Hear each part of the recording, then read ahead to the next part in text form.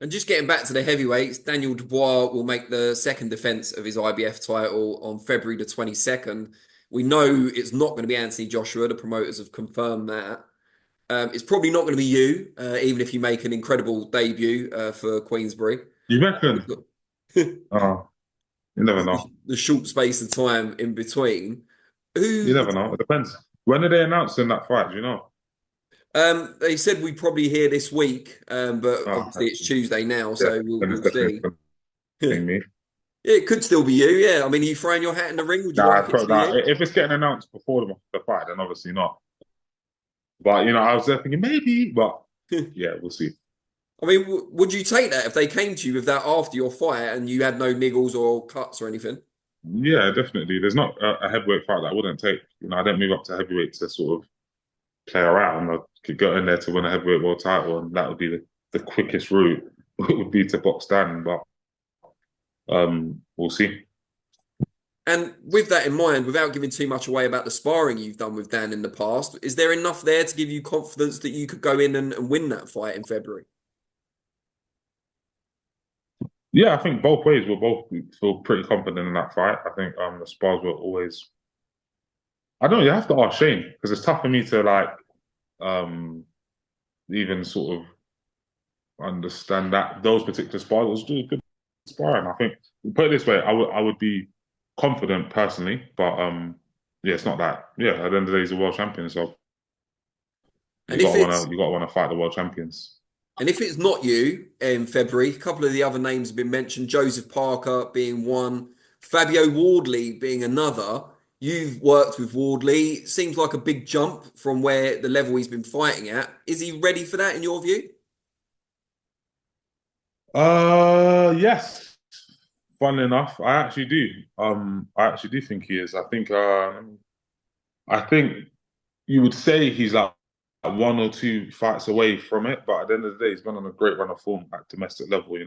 Having a great fight with Fraser, then obviously the emphatic stoppage, beating Adelaide, who's a good heavyweight. He's just been doing very well. So I think, okay, well, who do we want to see him beat first? Like maybe like you know, a Hergovich level or like Big Baby Miller or someone like that's been or near around world level in terms of like experience managing rounds. And then that, but then at the same time, I just think, well, why not? He's feeling extremely confident. Um, he's explosive.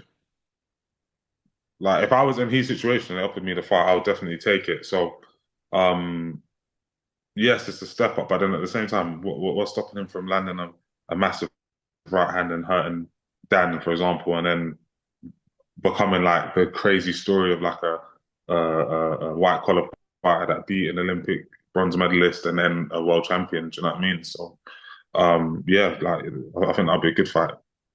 And Usyk and Fury get on again December the 21st. You've worked extensively with Fury, and it was a close fight the first time around.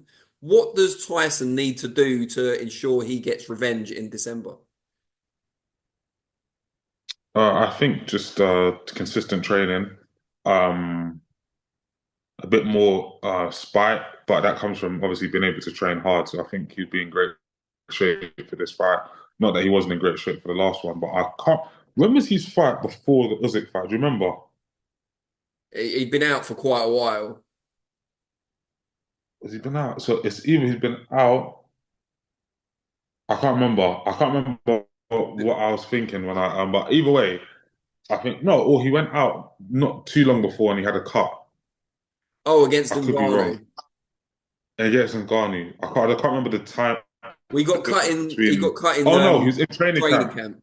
He Yeah. got cut in training camp. That's right. So I know from having a little cut, and I know from the Chris having a cut that it takes a while for cuts to heal, and even when they heal, you don't want to go straight and start taking punches. So how much sparring did he? I don't know. I'm not in his camp, so but I look at the overall picture and I say, yeah, this was the day, this was the performance. But what happens if he does a few more weeks of sparring? Well, what happens if he gets a bit sharper? What happens if he gets a bit more nasty? For a close fight, I edge him to sort of be able to pick up the pieces and add to it. Because one thing about Usyk is consistent. He's as he said, regime. it's like the army or like whatever. It's every day this what you're gonna. So you know when it comes to the battlefield, this what you're gonna get. But then Fury has the potential to like maybe take it up an extra notch. In my opinion, hard to bet against, is it? Um, but I just think if it means what I expect it to mean to Fury to get the rematch won, and it's not about money and da da da, and he's really just there trying to get the job done. I think he's got more levels to climb. And before I let you go, I've taken up loads of your time. Tell us about life outside the ring and how that's going. So yeah, it's going well. In my opinion. So obviously for my what I wanted to sort of do out of life so far, obviously I'm still pushing and ambitious, but we kind of hit those markers in terms of like obviously the restaurant's doing very well, but it has to really mature itself for me to say that's a success. Let's just let it keep going. Obviously the supermarkets are also doing well. Just obviously family life has gone well, so I feel good and I still feel young and fresh, not taking too much damage. In there with the big boys these days, feeling good, feeling very, very robust. So I feel in a good place. I recommended your book to my girlfriend last week, and she's going to start reading it. Any Nice. plans for a follow-up? Okay, let me know. I think when I'm freeweight world champion, yeah, why not? Yeah, I think then I have the merit to say, dare to change your life twice again or whatever. Yeah, so yeah, I think with that, or when I retire, I think God willing enough, I'm able to win a third world title and a third world class, and despite as you said before, there's some negative comments sometimes, and promotional this and blah blah blah that. I'll be able to really get into the nitty gritties. Maybe not of like what's gone on legally, but like just this is what challenge you can face, and you can overcome. Would you manage fighters in the future? You seem like you'd be cut out for that. I might no, I know is the answer no, but I might.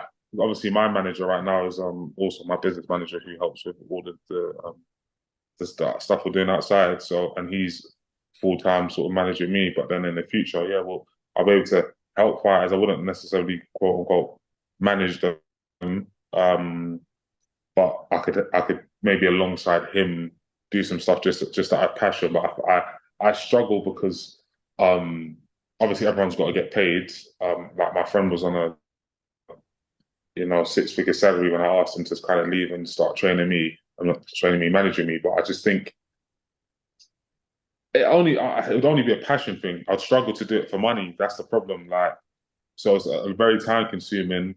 Um, and then I'd be struggling to say, yeah, could you give me this percent and that? I personally I would because obviously I've been a boxer and Hmm. well I would have been a boxer at that point. So would I know? But will I help boxers in the future? Definitely. But I think the way that I'll help them is either like obviously with sort of sorting legal like setting up some sort of legal entity or legal like helpline or whatever. And then secondly, I think it would be stuff like setting up life outside boxing. So I need to make sure that all the stuff I'm doing keeps on doing well. And then maybe some sort of I don't know, like I want to say now, but I don't want to be held to it in case in 10 years I want to change my mind. But like some sort of like either heavily reduced management thing just to cover the cost of the people that are going to be doing the day to day, or like just being a sort of consultant like outside. Hey, if you want, here's a bit of help, but not like full on. But yeah, that's it. Good stuff.